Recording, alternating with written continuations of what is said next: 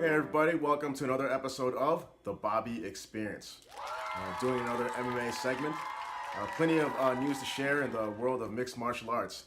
Starting with Bellator. Bellator is having a Grand Prix heavyweight tournament to determine a heavyweight champion. 8-man tournament. And the fighters included will be Rampage Jackson, Chael Sonnen, Fedor Emelianenko, Frank Mir, Matt Mitrione, King Mo, Ryan Bader, and Big Country Roy Nelson. When was the last time we had a tournament? It reminds me of like the early UFC days, in the beginning with UFC 1 and a few UFCs after. And if I'm not mistaken, Strikeforce had some tournaments, and before that there was Pride when they had their tournaments as well. And the first fight that was announced for the brackets is Frank Mir versus the last Emperor Fedor Emelianenko, both coming off of losses. Frank Mir losing to Mark Hunt via KO, and Fedor Emelianenko losing to Matt Mitrione versus a TKO via punches. So both are not exactly in their prime, so we'll see how that turns out. What are your predictions for that fight, and what are your predictions for the way the rest of the bracket will look like? Do you think we'll see a King Mo versus Rampage Jackson 3? Or what do you think will be their opponents instead? I believe leave your comments and your predictions below, as usual. And in other news, Conor McGregor has been pulled from UFC 219 for his antics back in Bellator 187 for jumping the cage and attacking a referee.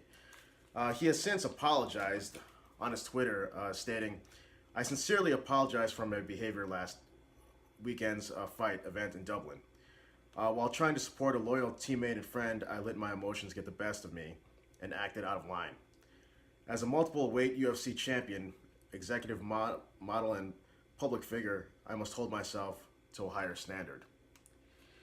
Now, Matt Serra, a former UFC fighter and champion, had this to comment about Conor McGregor's recent antics, calling him an attention whore, saying, "The point is this, he makes it about himself," Serra said per MMA Mania's Dan Herzgill. "He doesn't make it about his friends. He's not doing that to support his friends. Dude, you're an attention whore. That's not respectful to your fighter. And what about him jumping on the cage and smacking the official? If I did that, if anybody did that, they'd be called a..." How does this guy get a pass? He's acting like a...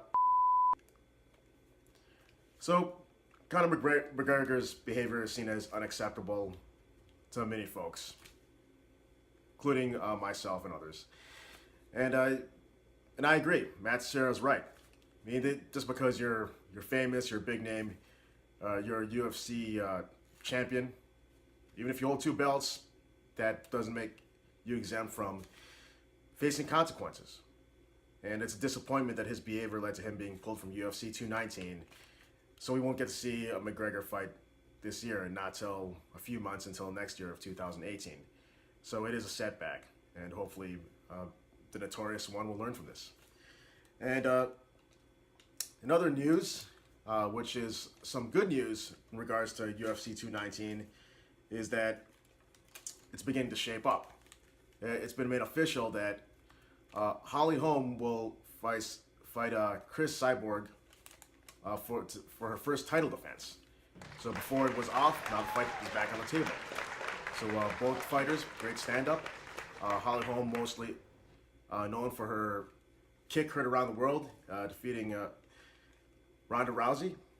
And Chris Cyborg was a former Strikeforce champion and has tremendous stand-up as well and great power. So I think this will be a very intriguing matchup. And in other news regarding UFC 219, there will be a possible fight between Tyron, the Chosen One Woodley, against Nate Diaz. Tyron Woodley has agreed to fight Nate Diaz but Nate Diaz still has yet to agree to fight Tyron Woodley. And Tyron Woodley is getting a bit tired of waiting and feeling frustrated, and has even accused Nate Diaz of being afraid to fight him, stating this: I'm fired up about people that tell you, don't be scared, homie, and then be scared, homie. That's what I'm fired up about. So Nate Diaz has to decide of whether or not he chooses to sign the contract and take the fight.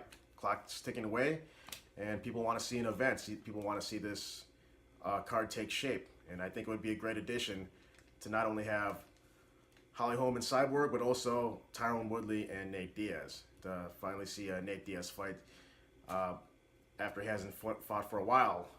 His last opponent being his rematch with Conor McGregor. So, what are your thoughts on this Bellator tournament?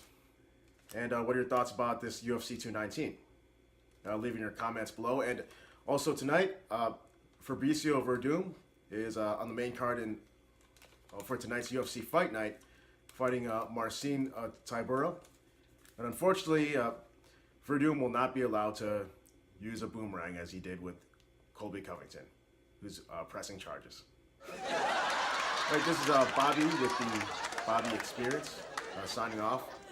Have a good night watching Fight Night tonight. Take care and see you next time.